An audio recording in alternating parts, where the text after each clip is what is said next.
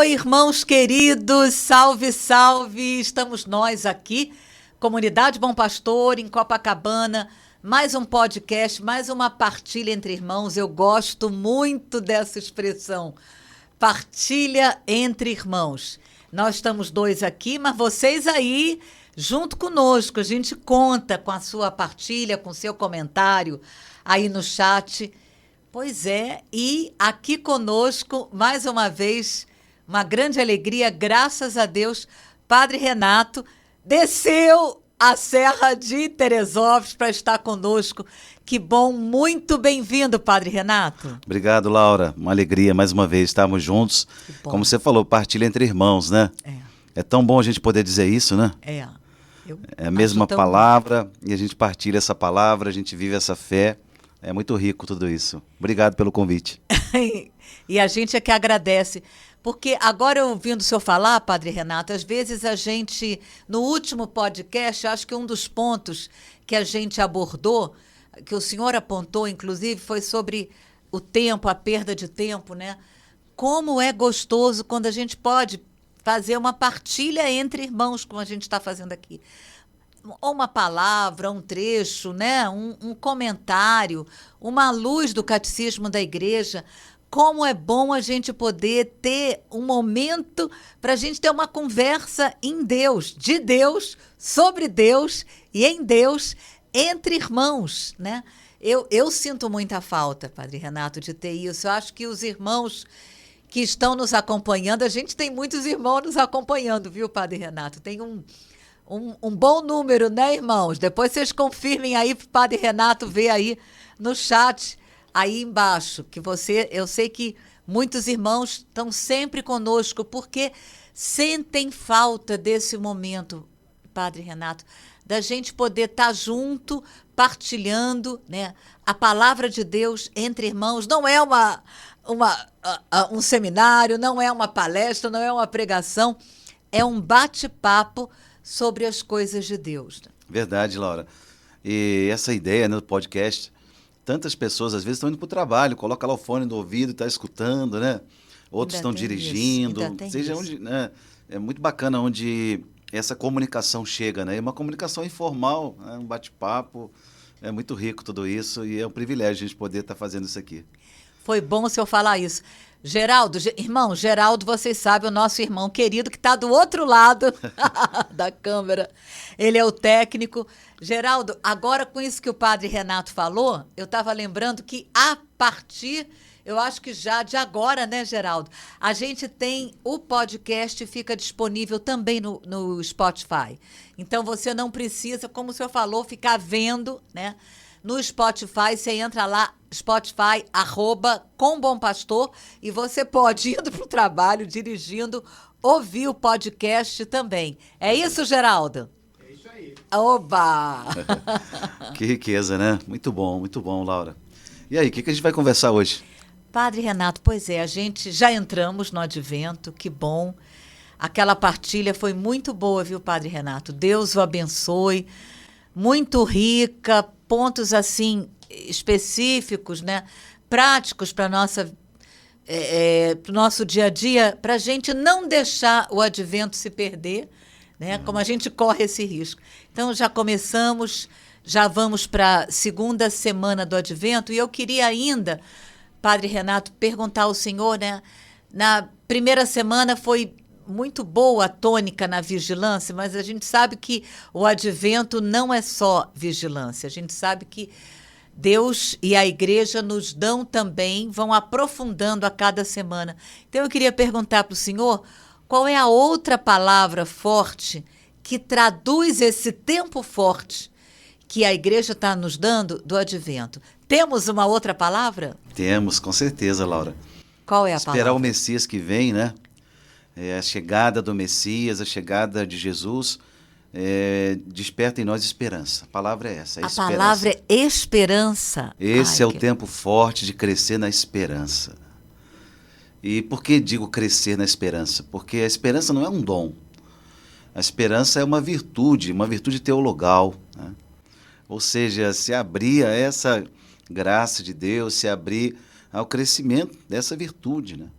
Padre Renato, só para lembrar que em 1 minuto catequese virtude teologal significa que todos os batizados receberam no batismo a virtude da esperança, é isso? É isso, a gente Ninguém pode dizer eu não tenho esperança. É verdade, ninguém pode dizer. É isso? O único que está sem esperança, desesperado, é o maligno. Ele já está derrotado. Ô, Senhor. Nós não, né? Nós temos esperança.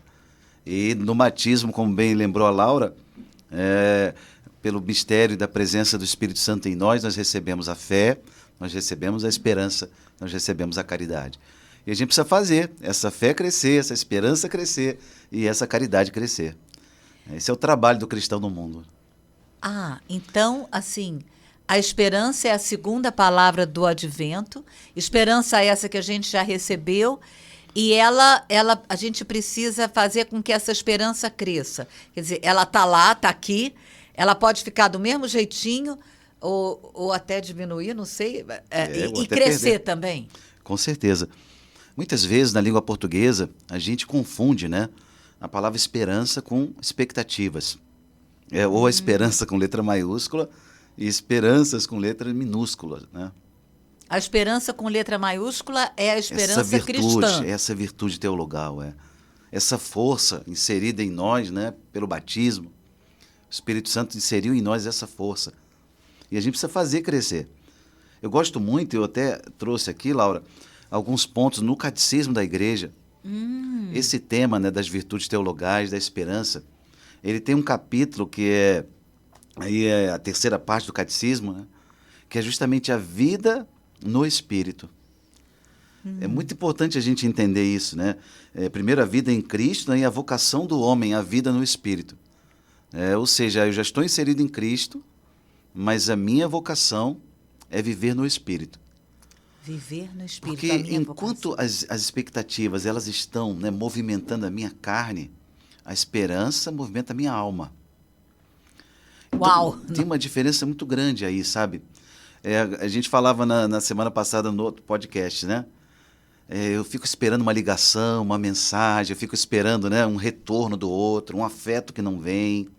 Eu fico esperando, né, um presente. É meu aniversário, você nem ligou para mim, né? São expectativas, né, que estão na nossa carne, com todas as manifestações da nossa carne. A esperança não. A esperança movimenta a minha alma. Como assim, Padre, movimenta a minha alma? Porque é uma força do Espírito, né, colocada em Deus. O Espírito Santo infundiu em nós essa força que tende a crescer e precisa crescer, e eu preciso trabalhar para ela crescer, para se apoiar sempre em Deus. Entende? Porque senão vira só expectativa. E eu digo isso porque a nossa esperança, ela não vem das circunstâncias. A nossa esperança, ela vem da fidelidade de Deus. Porque Deus é fiel, eu posso ter esperança. Isso é muito importante para dizer para nós nesses tempos de tanto desespero. Como padre, eu sou padre há 22 anos. Eu acompanho tantas pessoas e eu nunca vi nesses 22 anos, né, tanta gente sofrendo com doenças psiquiátricas, doenças psicológicas, né, nesse tempo, e mais ainda com a doença espiritual da falta de esperança. Fruto talvez da pandemia, fruto das mudanças no mundo, fruto da tecnologia e da gente estar toda hora, né, querendo tudo com muita pressa no nosso tempo, e as pessoas perdendo a esperança. Então, repito, a nossa esperança não vem das circunstâncias, não é que vai mudar tudo e vai ser uma mágica e agora está tranquilo. E a gente agora vai ter esperança, porque está tudo correndo bem, eu posso ter esperança. Não.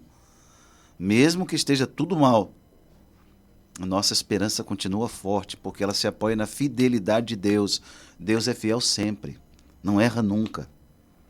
Nosso Deus é aquele que não perde batalhas.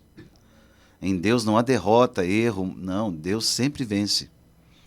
E a gente não compreende isso porque a gente quer domesticar Deus e colocá-lo no nosso tempo, do nosso jeito, guardado na gaveta da nossa cabeça e achar que ele tem que ser assim. Deus não cabe na nossa cabeça. Deus é Deus, né? Então a gente pode ter esperança. Nossa! E tem alguma palavra sobre a esperança que o senhor queria partilhar conosco para a gente poder vivenciar isso? Tem sim. Você que está nos acompanhando, e vamos pegar duas palavras, Laura. A primeira é a palavra, vamos pegar a primeira palavra de Tessalonicenses, 1 Tessalonicenses, capítulo 5. Todo esse capítulo 5 fala da vigilância. E uma palavra mesmo do advento, né? Aguardando a vinda do Senhor. Do advento. Que beleza. Mas vamos ficar só no versículo 8 aqui. Ok. Onde São Paulo fala assim, olha... É Tessalonicenses, 1 de Tessalonicenses, para quem quiser pegar a Bíblia, 5:8, é isso? 5:8, é isso aí. E aí o apóstolo Paulo diz assim, nós, ao contrário, que somos do dia, né, sejamos sóbrios, tomemos por couraça a fé e a caridade e por capacete a esperança da salvação. Eu acho essa palavra muito maravilhosa, extraordinária, né? Por que capacete da salvação? Olha só, capacete é a esperança da salvação. Como que eu leio essa palavra e entendo essa palavra? Capacete, seja na vida militar, seja na vida civil, né? Ele protege a nossa cabeça, não é isso? Sim. De um tombo, de uma queda, de alguma outra coisa, né? E a esperança, ela protege também a nossa forma de pensar, os nossos raciocínios humanos, a ideia de querer julgar as pessoas ou a história com a nossa cabeça. Ou seja, a esperança, ela nos move, defendendo a nossa mentalidade, os nossos critérios, a nossa cabeça mesmo. Capacete. Sem esperança, a minha mente, a minha cabeça está totalmente vulnerável, que nem a cabeça de um motociclista, sem capacete, andando na estrada, andando nesse Rio de Janeiro. Perfeito, é isso. E qualquer a mercê dos acontecimentos. Uma pessoa sem capacete é de um jeito e uma pessoa com capacete é outro. É de outro jeito. Qualquer queda na vida para uma pessoa sem esperança pode ser uma tragédia também. É isso aí. Ela pode pensar até em bobagem, é isso, pai? É verdade. Por isso é uma virtude que existe. Capacete da salvação. É o capacete da salvação. A esperança da salvação. É um capacete da esperança da salvação. E tem que beleza, meu Deus. A couraça é a fé e a caridade, e o capacete é a esperança da salvação. Couraça protege aqui, né? É muito forte escudo. A linguagem militar que Paulo usa, né? Muito forte, né? Bacana isso. Mas o que eu estava dizendo aqui? O catecismo, quando fala de esperança e comentando aqui sobre o capacete, depois vamos tomar outra palavra, eu acho lindo quando o catecismo da igreja define na primeira sessão que a vocação do homem é a vida no espírito. Então, crescer na esperança é crescer também nessa vida no espírito. Repito, enquanto as expectativas estão na carne, uma mistura de sentimentos, etc., né? A esperança não. Ela está atuando no meu espírito, na minha alma. Né? Fazendo a minha alma mais forte. Né? Tá tudo ruim ao contrário, à minha volta. Né? Aquela palavra que Paulo fala, enquanto o nosso exterior, né, vai se desconjuntando, né? O nosso interior se renova de dia para dia. Né? Paulo fala isso, dessa experiência que a fé trouxe. Né? E porque eu creio, eu posso esperar. Né? É a mesma coisa conosco. Então, crescer na vida do Espírito. Todo esse capítulo do Catecismo, é a terceira parte do Catecismo. É linda essa divisão porque fala da imagem de Deus, fala da aspiração do homem à felicidade, fala da dignidade da vida humana, da consciência, a consciência moral que existe dentro da gente. Ou seja, temas assim muito ligados um ao outro. E nesse capítulo, falando da vocação à vida no Espírito, fala lá das virtudes, das virtudes que eu preciso corresponder a esse dom dado por Deus, né, e fazer crescer essas virtudes. Porque, às vezes, as pessoas, Laura, têm uma ideia errada de que a fé, a esperança e a caridade, já foi dada no batismo, então já está lá mesmo e vai ficar lá. E eu preciso corresponder a essa fé para que essa fé cresça. É possível crescer a fé? Claro que é. É possível fortalecer a fé? Claro. Testemunhá-la a partir do crescimento. A mesma coisa a esperança e a mesma coisa a caridade. Então, essas virtudes que são... A própria palavra virtudes é isso, né? É uma força, né? Virtudes é força. Né? Tanto as virtudes humanas, as virtudes cardeais, quanto as virtudes teologais. A diferença é que uma são construções humanas, a outra não, é dom dado por Deus. As três, né? Não é só um mero esforço humano. Então, essa é a primeira palavra, Laura. Vamos tomar a segunda? Pode ser? Ou quer Vamos. trabalhar ainda essa? Não, deixa eu só rever que aqui eu gostei também, que eu acho que é uma palavra bem do advento, a palavra sobriedade, né? Sim. A igreja fica mais sóbria no advento, é isso? É a impressão que eu tenho, Padre Renato, que a igreja guarda, não sei se é correto, o senhor me corrige, teológico, mas a impressão que eu tenho é que no advento a igreja me convida à sobriedade. E aí eu fiquei encantada com essa palavra. Eu acho que está até dentro daquilo que no outro podcast a gente falou de penitência. Então, ela começa falando, somos de dia, sejamos sóbrios. Então, somos filhos da luz, né? Somos filhos da luz. Filhos do dia. Filhos do dia. Não somos da noite nem das trevas. Sejamos sóbrios. Então, eu já fiquei tocada com esse convite, né, que a palavra de Deus faz a todos nós nesse tempo do advento. Já que você tocou nessa palavra, Laura, desculpa te interromper, mas repare que até na liturgia da igreja é essa sobriedade. A igreja recomenda. É isso mesmo? A igreja recomenda, por exemplo, que a gente não enfeite o altar com flores, etc. Advento. No advento. E se fizer, que se faça com muita discrição, né? Porque não chegou ainda o tempo da festa, né? O Natal vai chegar. A gente, às vezes, passa batido, né, por esses tempos. Né? É tudo igual, né? Tempo comum, tempo do advento. Não, a liturgia vai dando um pouco o tom, né, daquilo que nós somos chamados a viver. Então, a sobriedade das cores, a sobriedade da ornamentação, das flores, os instrumentos nesse período do advento se recomenda, né? Não se use instrumentos na missa, mas que seja, no máximo, lá o órgão para acompanhar as músicas, o teclado, entendeu? Sobriedade. Por quê? Porque para que a gente possa interiorizar nessa espera, né, do Senhor que vem, a gente possa interiorizar o essencial do tempo que estamos vivendo. Não é verdade? Ela me tocou muito porque eu vejo essa palavra, assim, ela bate de frente com tudo aquilo que o mundo fala, né? Como se, assim, o bom, a liberdade me leva, assim, a fazer tudo que eu tenho vontade. Imagina se eu for comer tudo que eu tenho vontade, gulosa do jeito que eu sou.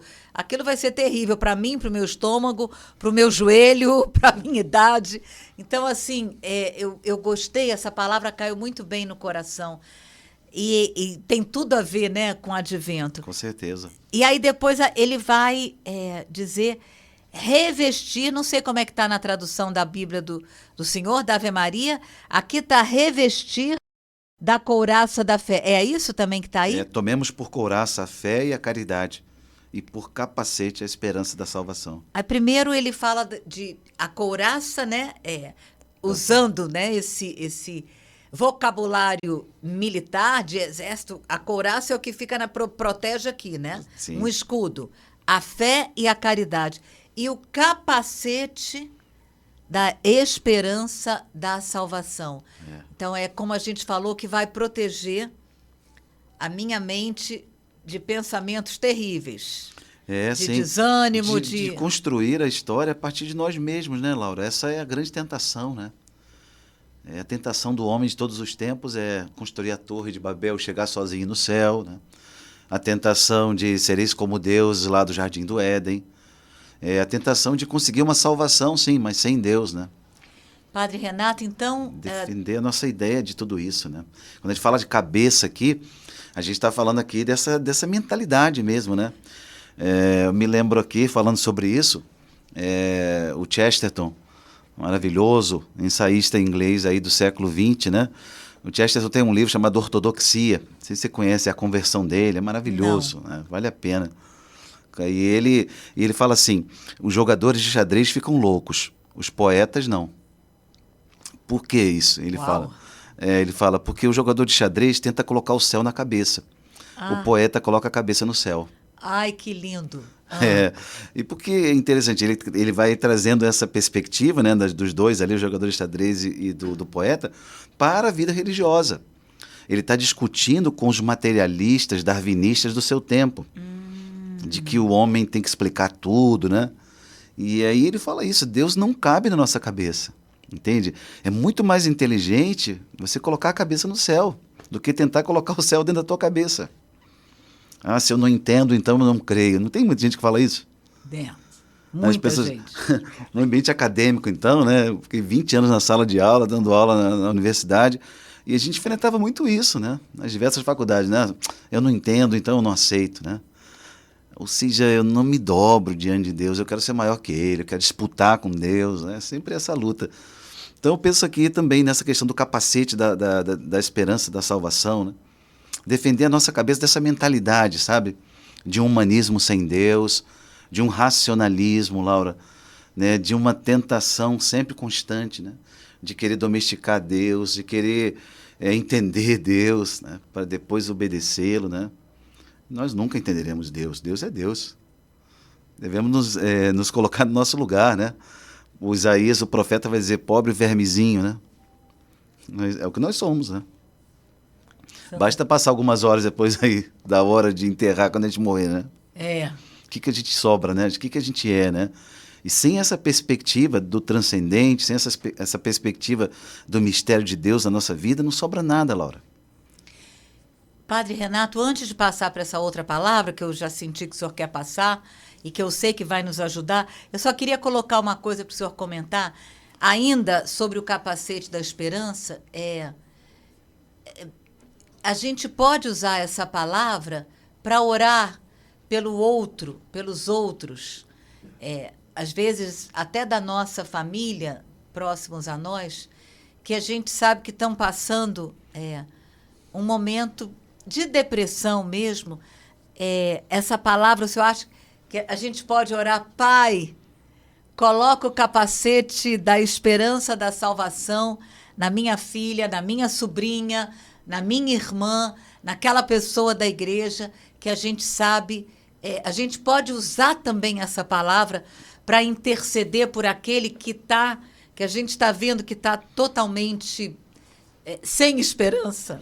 Com certeza, Laura. Eu acho que é fantástica essa sua intuição, a beleza, essa inspiração que você teve de usar isso para oração, né?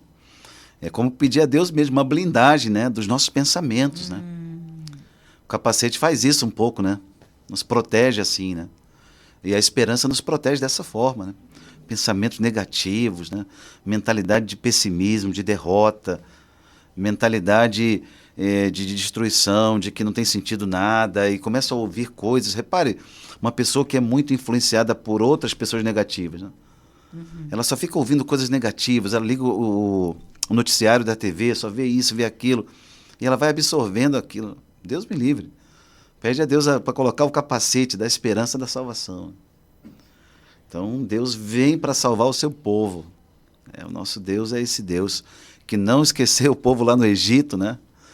No deserto, caminhando, e não esquece de nós. Deus não se esqueceu de nós. A gente tem que lembrar isso sempre. Embora de vez em quando a gente veja alguém anunciando assim. Padre Renato, e qual é a outra palavra que está no seu coração? A outra palavra, Laura, é a palavra de Hebreus 6. Né? Uma palavra também conhecida nossa, você de casa que está acompanhando a gente, com certeza já ouviu essa palavra. Hebreus 6. Capítulo 6, versículos 18, né? 18 e 19. Né? A palavra toda é linda, dessa decorrência da fé. No 18 diz assim... 18 diz assim, por este ato duplamente irrevogável, está falando aí do sacrifício de Cristo, da promessa que vai ser cumprida, né? E aí vai falar da perspectiva dessa promessa. E o 19 especificamente diz, esperança esta que seguramos qual âncora de nossa alma, firme e sólida, e que penetra até além do véu, no santuário, Nossa, onde Jesus entrou por nós como precursor. Pontífice eterno, segundo a ordem de Melquisedeque. Então essa imagem da âncora, Laura, é uma imagem também fantástica, né?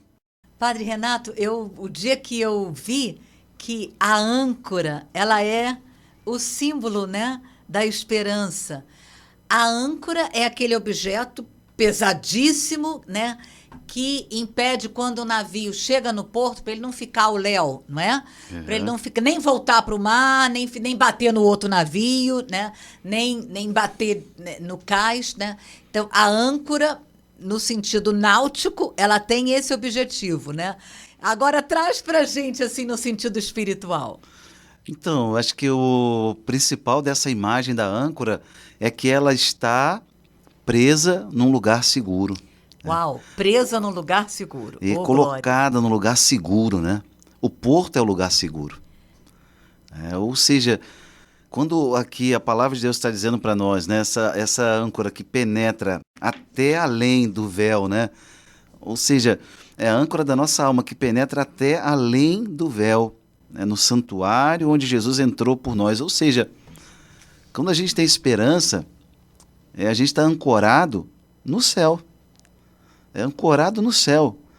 Essa é a nossa esperança. Então, o céu, a realidade de Deus, a verdade de Deus, a realidade definitiva do que Deus preparou para nós, não muda, não vai mudar. Não tem variação. Tempo bom ou tempo mau está lá. E a gente, então, está ancorado em Deus. Isso é lindo, né? Ancorado em Deus, realmente. É porque eu acho que é importante a gente falar para quem está participando com a gente aqui desse podcast, está ouvindo, Laura, e também para nós, né? Sim. Porque nem sempre o mar da nossa vida está calmo. Não.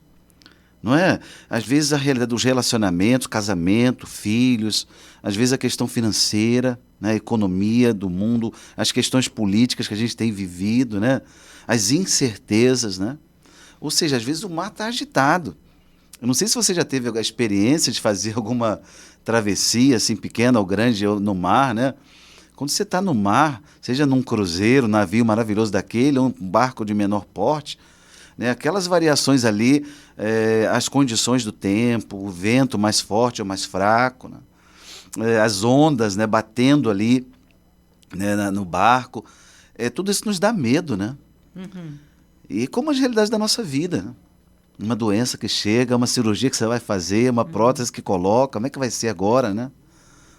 Ou seja, independente de qualquer circunstância, né, nós estamos ancorados em Deus. Essa é a esperança. É essa esperança que a gente tem que fazer crescer.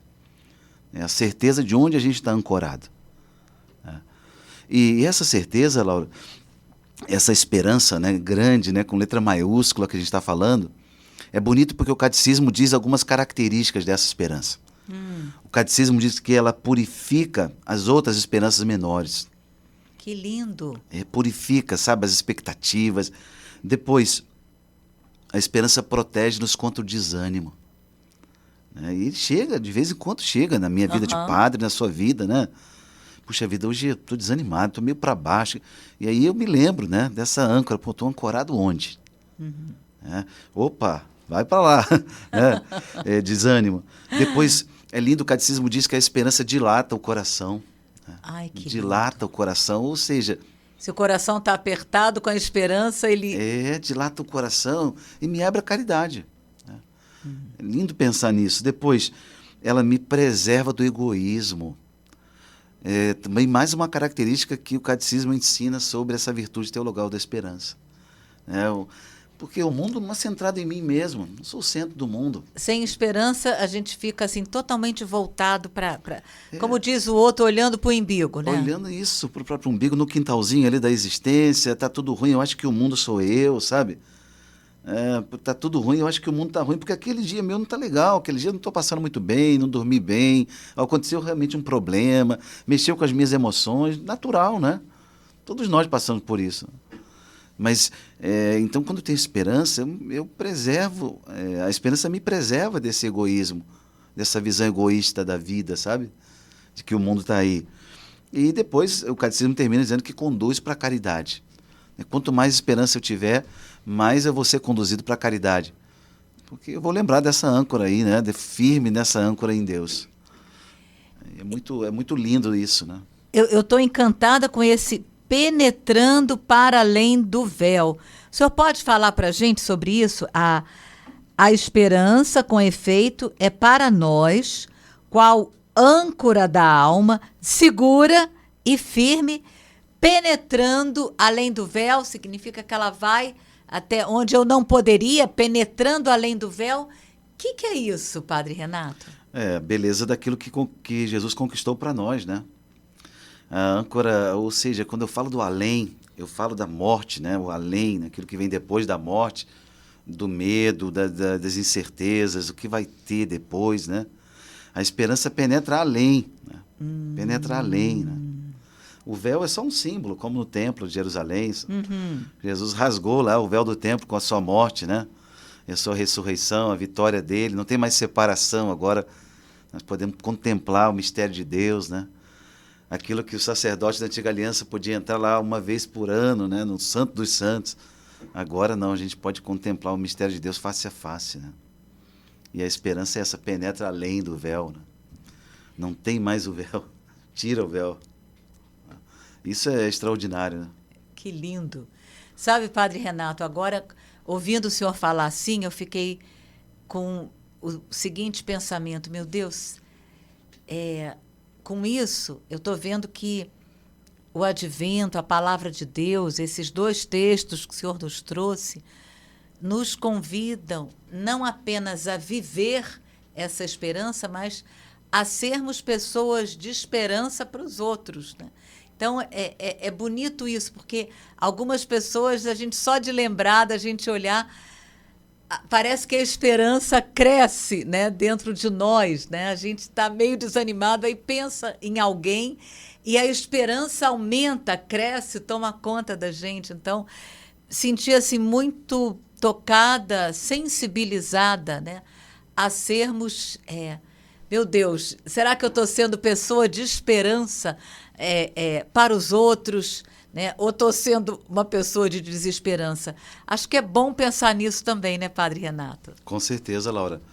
É essa fé que nos move, que gerou em nós esperança, né? Tem que nos fazer instrumentos dela, né? Não pode parar em nós, né? E é claro que tem pessoas que você olha, como você falou, né, que se tornam até referências para a gente, né? São Paulo, ele fala isso assim, né? Como eu sou de Cristo, né? Que vocês também me sigam, né? Aprendei de mim, né? São Paulo insiste nessa questão. Chega a falar imitai-me, meu Deus. Né? Essa história da gente, ou seja, eu tenho tanta convicção do Cristo em mim, do Cristo que eu sigo, né? Na carta a Timóteo que ele vai falar isso, né? De ser de meus imitadores, a palavra é ser de meus imitadores. Ser de meus imitadores. Como eu sou de Cristo, né? É tão bom quando você entende isso. Olha, eu tenho tanta convicção da minha fé, tenho tanta convicção do Cristo que eu sigo, que eu estou te chamando para um lugar seguro, vem comigo, eu sei para onde eu estou te levando. Né? Porque eu não estou te levando para uma ideia minha, estou te levando para o mistério de Deus que se revelou.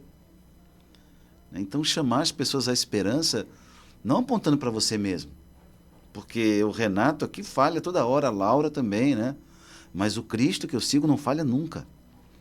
Entende? Quando eu te chamo para o meu segmento, né, para me imitar a minha vida, porque eu estou imitando a Cristo. No que eu imito a Cristo, vem seguir-me porque é seguro.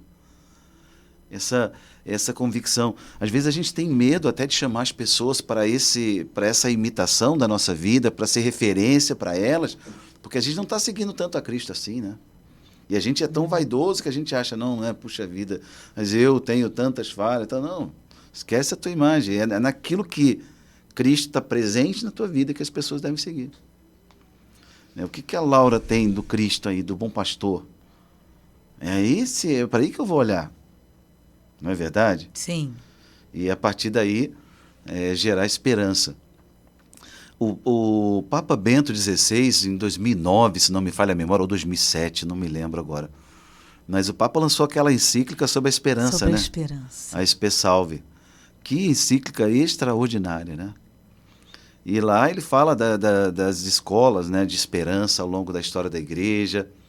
Ele fala os lugares de esperança onde o homem colocou a sua esperança na história e se frustrou.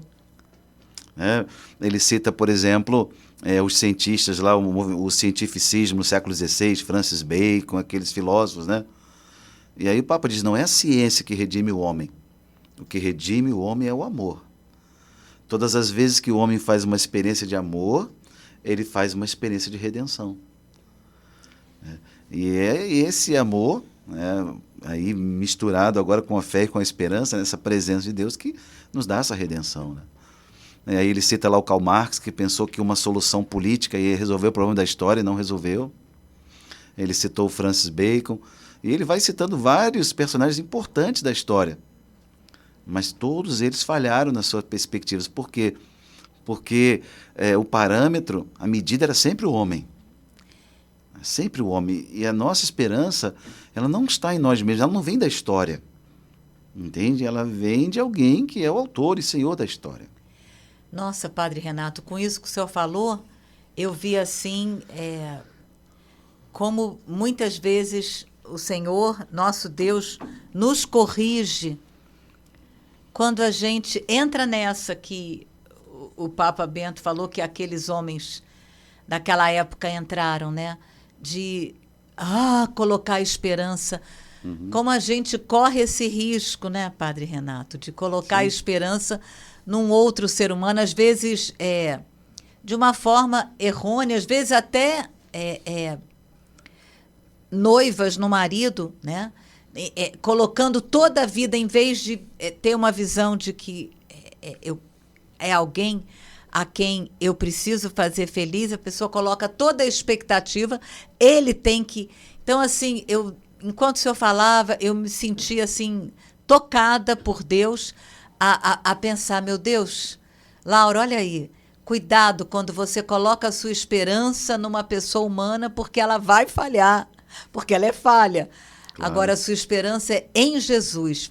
Fiquei tocada com isso que o senhor falou, Padre Renato. Isso é muito importante, Laura, até para a gente se educar e ajudar as pessoas também, né? Às vezes mãe com filho, né, Padre? Claro. Coloca toda a esperança num filho. Você já ouviu falar uma pessoa falar assim, quer ver? Eu não sei o que vai ser da minha vida sem essa outra pessoa. Talvez vai ser melhor. Talvez vai ser melhor. Eu falo sempre isso porque enquanto a gente atrapalha a vida dos outros, né?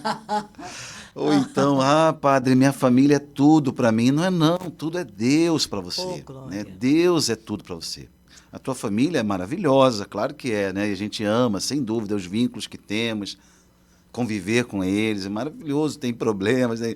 O Jean Vanier dizia que a família é lugar da festa e do perdão, né? Toda a família, a gente vive isso, né? Mas não é tudo para você, tudo é Deus. A hora que faltar Deus, aí sim, faltou tudo. Meu filho, não sei o que, ou então minha esposa, meu marido, é tudo para mim. Não é. Um dia ele vai morrer, ou você vai morrer, ou os dois vão morrer juntos, não sei. E vai acabar isso. Tudo para nós é Deus. Deus é o nosso tudo. E Ele, sim, Ele é a razão da nossa esperança, Ele é o fundamento da nossa esperança. Nele, né, que nós estamos ancorados. Ter esperança está ancorado nele. Tudo mais são expectativas humanas.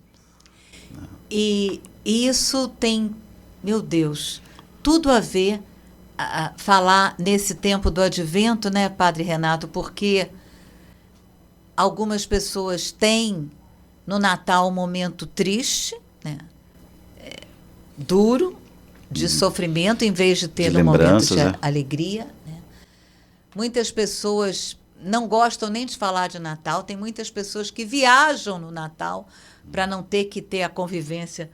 Então, assim, essa palavra sobre a esperança, essa mensagem sobre a esperança em Jesus, ela vem bem de acordo com tudo aquilo que alguns de nós estamos vivendo, especialmente em relação ao Natal. Quer dizer, em vez de viver esse tempo do advento com esperança, sem esperança nenhum, ao contrário, e ainda preocupado com o que vai fazer no Natal. É verdade, Laura. Você toca nesse ponto e talvez muitas pessoas que estão nos ouvindo agora, né, vivem esse tempo com muita tristeza, né? Por quê? Porque encheram a sua vida, essas pessoas encheram a sua vida de expectativas. Eu queria que a minha família estivesse aqui, mas está longe. Eu queria que estivesse vivo, mas está morto, né? Eu queria que... Ou seja, são expectativas. Enquanto a nossa vida estiver movida por essas expectativas, a gente vai estar sempre mergulhado nessas tristezas. Então, aquilo que a Laura lembrou é maravilhoso.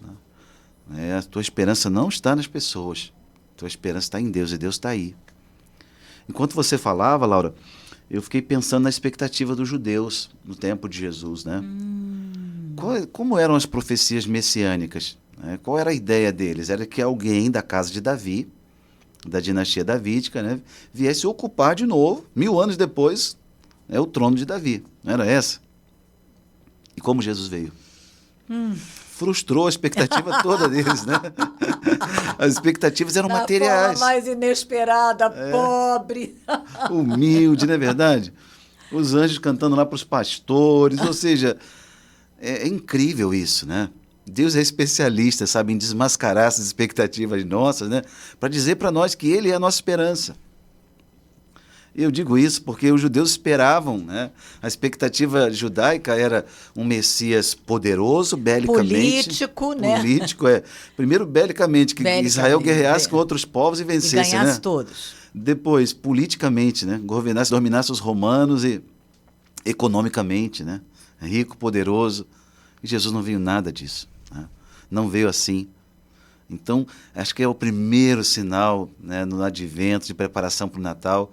Quem sabe da gente fazer uma faxina na alma e de olhar mesmo com sinceridade, tá? Com sinceridade. Onde é que a gente tem colocado a expectativa demasiada nas pessoas, nas coisas, no dinheiro que não chegou. Achava que ia receber esse benefício. Ah, minha vida está triste porque eu não recebi, né? Esse dinheiro, essa, sei lá,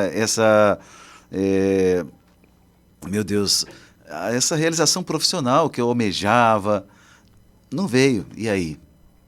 Vai continuar triste, porque a tua esperança está nas coisas, nas pessoas humanas. É preciso abrir os olhos e o coração para uma esperança maior, né? Padre Renato, o senhor sabe, enquanto o senhor falava, eu entendi assim, por que a nossa igreja coloca como o último domingo antes do Advento a festa do Rei dos Reis. Então, você termina o ano, a gente festejando, glorificando, chamando Jesus de Rei, declarando, vivendo, pedindo para Ele reinar, para aí a gente poder entrar no Advento e não correr o risco de ficar atribuindo o título de realeza a quem não tem realeza, né, Padre Renato? É verdade. E a gente faz isso a 3x4. Até com artista. É verdade. Quantas referências aí humanas, né? No mundo do esporte, no mundo artístico, né? Laura, eu me lembro, desde criança, né? Eu ouvia minha mãe falando assim, chegava dezembro, né? Eu não sei se porque recebia 13º, tinha um dinheirinho a mais, não sei o quê, né? Era o tempo de pintar a casa. Vou pintar a casa para o Natal. Sempre essa história, sabe? Ou arrumar a casa para o Natal. Tinha muito isso no interior. Não sei se é onde você foi criado teve isso. Verdade, né? É verdade. Mas sempre eu ouvia isso da minha mãe, né? E hoje, de maneira, né, trazendo para a nossa vida religiosa, para a nossa vida espiritual, eu penso quanto ela estava certa em outro sentido, né? Sim. De limpar essa casa aqui, de arrumar essa casa, né? Uhum. Isso é um tempo de revisão de vida, de fazer faxina, é o tempo de reorganizar as coisas, abrir aquelas gavetas, sabe, que estão ali guardadas, aquelas coisas que eu não deixo ninguém ver nem tocar. E às vezes eu tenho dificuldade de falar na direção espiritual, de falar na confissão, né? Abrir essas gavetas, o que precisa ser jogado fora, né? Fazer uma revisão do ano, né? Pô, esse ano com aquela pessoa, puxa, não foi bom, né? Alguns sentimentos ficaram ruins ali, ou aquele acontecimento lá na família, no trabalho. E não faltaram, né? Acontecimentos ruins aí nessa polarização que vivemos, né? Eu acho que é um ano que a gente vai precisar fazer uma grande faxina. E, repito, desmascarar aquilo que o Padre Paulo Ricardo tem uma expressão bonita. Ele fala que a nossa vida cristã é um constante combate anti-idolátrico.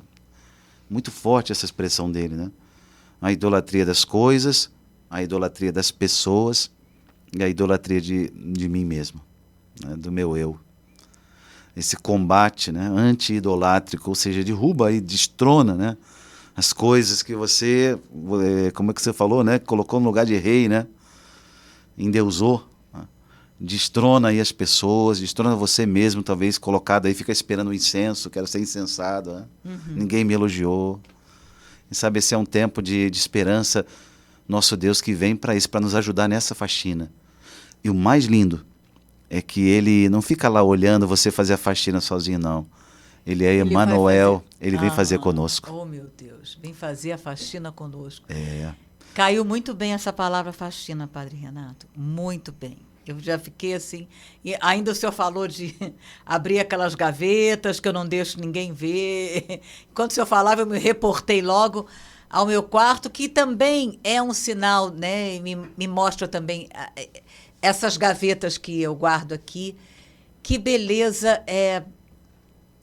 a gente poder, nessa segunda semana do Advento, poder fazer essa reflexão, poder parar um pouco, né?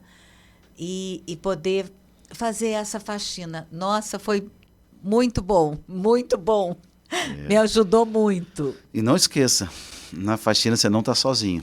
Ele não tem vergonha das nossas sujeiras. Arregaça as mangas e vai fazer. E vai fazer conosco, né? Quando eu vejo Jesus naquele presépio, né?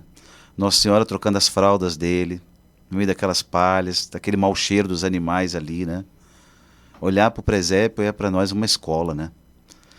Às vezes a gente fica cheio de dedos, assim, com vergonha. Pô, mas eu fiz de novo isso. Eu caí de novo naquele pecado, naquele outro, né? Nosso Senhor não tem vergonha das nossas sujeiras, do nosso mau cheiro. Não esquece, Ele é Emmanuel. É Deus conosco, né? Se faz um de nós, vem até nós, vive conosco. Eu acho extraordinário. Olhar para o presépio e acho que é uma oportunidade muito, muito boa, uma oportunidade para uma reflexão profunda sobre esse tema. E ele também nos encoraja a fazer a faxina, né? A gente precisa, né? A gente precisa. Com certeza. Não vamos encarar o Natal antes de fazer. E ele, enquanto o senhor falava, eu pude perceber isso na alma, né? Jesus me encorajando, dizendo, vamos lá, minha filha, eu estou com você, vamos fazer juntas. Eu sei que é muita coisa para limpar, para arrumar, para organizar, para rever, mas eu estou junto com você. Nossa, me enchi de esperança, Padre Renato. É isso o A objetivo. Esperança se derramou aqui em nós. Ô, glória! Casa nova, coração novo, é isso que a gente quer por ano novo, né? Amém, amém, amém.